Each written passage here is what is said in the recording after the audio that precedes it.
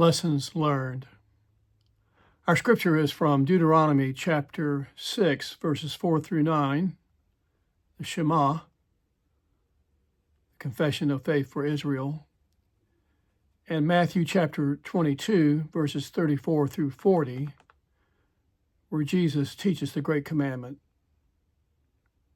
I invite us to hear these words. Hear, O Israel, the Lord is our God, the Lord alone. You shall love the Lord your God with all your heart and with all your soul and with all your might. Keep these words that I am commanding you today in your heart. Recite them to your children and talk about them when you are at home and when you are away, when you lie down and when you rise. Bind them as a sign on your hand. Fix them as an emblem on your forehead, and write them on the doorpost of your house and on your gates. And from the Gospel of Matthew, the 22nd chapter. When the Pharisees heard that he had silenced the Sadducees, they gathered together. And one of them, a lawyer, asked him a question to test him. Teacher, which commandment in the law is the greatest? He said to him, You shall love the Lord your God with all your heart, and with all your soul, and with all your mind. This is the greatest and first commandment. And the second is like it. You shall love your neighbor as yourself. On these two commandments hang all the law and the prophets. Her name was Mrs. Robertson. She was my second grade teacher. She walked with a limp because she had contracted polio. She was a valuable influence in my life. As a second grader, she helped both me and all other classmates to understand that we were a valued community of learners together. One of the lessons I learned from Mrs. Robertson came unexpectedly during a gift exchange. It was a holiday exchange time, or gift exchange that we had in our class. And the idea was you got a name from the hat, and then you, in turn, went out and purchased a gift, not an expensive gift, but a gift for that child. Well, somehow in the preparing of the names for the exchange, my name had gotten excluded. Somehow it had been misplaced. And so when it came time for the gift exchange, and as the names were called out and as the children received their gifts, I watched the other children and enjoyed seeing them admiring their gifts, but wondering what happened to me. It wasn't that I was facing an existential crisis, it's just I was wondering. Well, as I watched and wondered, I heard Mrs. Robertson call the class to attention, and she announced that a mistake had been made and that my name had been omitted from the gift exchange. She apologized for the error, and then she, from her desk drawer, pulled out a toy truck, which I'm sure she had purchased as a gift just in case it was needed. But then she did something even more valuable to me. She announced to the class of the error and of how proud she was and how I was handling this, how I responded to what had happened. It was a lesson learned. Lessons learned. Danny Dutton was 8 years old when he responded to a Sunday school assignment about writing on what he believed God, or why he believed in God. And I invite you to hear what Danny wrote. One of God's main jobs is making people.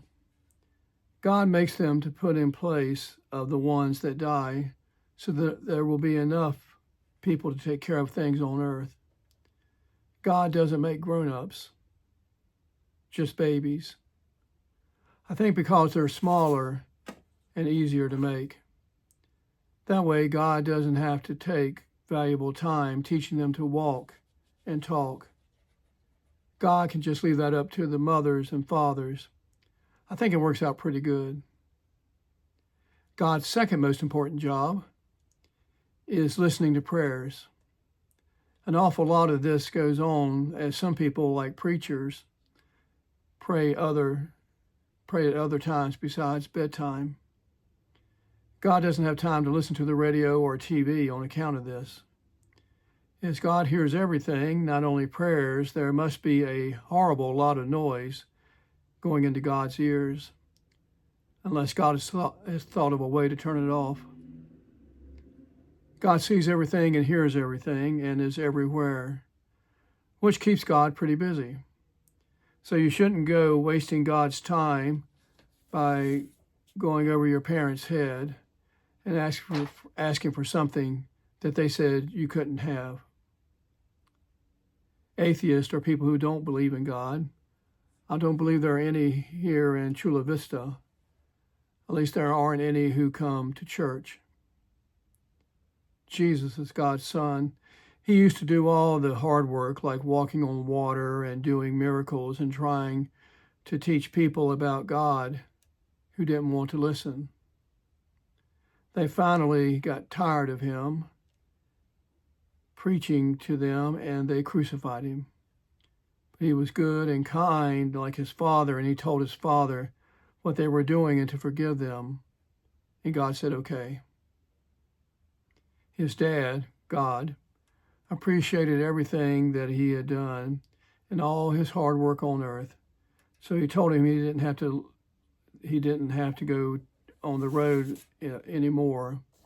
He could stay in heaven. So he did. And now he helps his dad out by listening to prayers and seeing which things are important for God to take care of and which things he can take care of himself without having to bother God. Like a secretary, only more important, of course. You can pray anytime you want, and they are sure to hear you because they've got it worked out so that one of them is on duty all the time. You should always go to Sunday school because it makes God happy. If there's anybody you want to make happy, it's God. Don't skip Sunday school to do something you think will be more fun, like going to the beach. That is wrong. And besides, the sun doesn't come up out of the beach until noon anyway. If you don't believe in God, besides being an atheist, you will be very lonely because your parents can't go everywhere with you like camp, but God can. It's good to know that God's around when you're scared of the dark or when you can't swim very good and you get thrown into the real deep water by big kids. But you shouldn't just always think of what God can do for you. I figure God put us here, and God can take me back anytime God pleases. And that's why I believe in God. Lessons learned. In today's scripture reading from Deuteronomy, Moses is reminding the former slaves of Egypt of the lessons learned based off of their exodus from Egypt, from slavery to a journey to a promised land. As Moses teaches and reminds them of lessons learned, he recites words of faith, a confession of faith for Israel called Shema, which is the Hebrew word for hear. So as Moses would have taught the Shema, he would have said, "Hear, O Israel, the Lord is our God, the Lord alone. You shall love the Lord your God with all your heart and with all your soul and with all your might. Keep the words God has commanded." It's these words of the Shema that provided the foundation for Jesus' response to the lawyer who asked him about the greatest commandment. "Teacher," he said, "which commandment is the greatest?"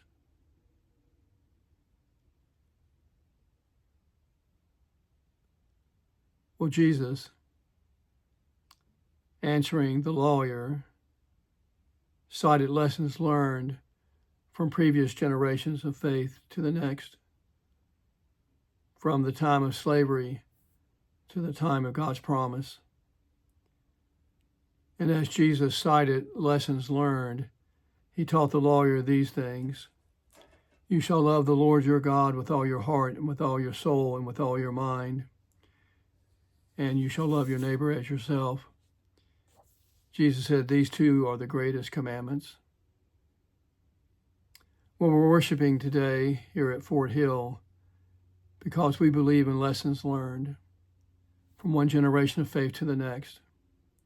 Lessons learned from an 8-year-old Sunday school student about loving God and believing in God with all of his heart, with all of his soul, with all of his might.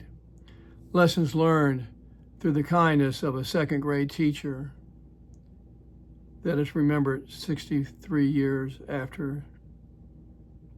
Lessons learned as our community of faith here at Fort Hill partners with Perrymont Elementary School, with their teachers, students, faculty members, staff members, all who together form a community of learners. Lessons learned. Lessons learned as we seek to live in the faith that loves our neighbors as ourselves and that loves God above all. May God bless us as we live the lessons learned. I invite us to pray. God, grant that as we live this day, we might know what it means to have faith in the living God. And grant, O God, that we may always remember the lessons learned. In Jesus our Lord. Amen. Friends, may God bless you as you live by lessons learned this day. In the name of the Father, the Son, and the Spirit. Amen.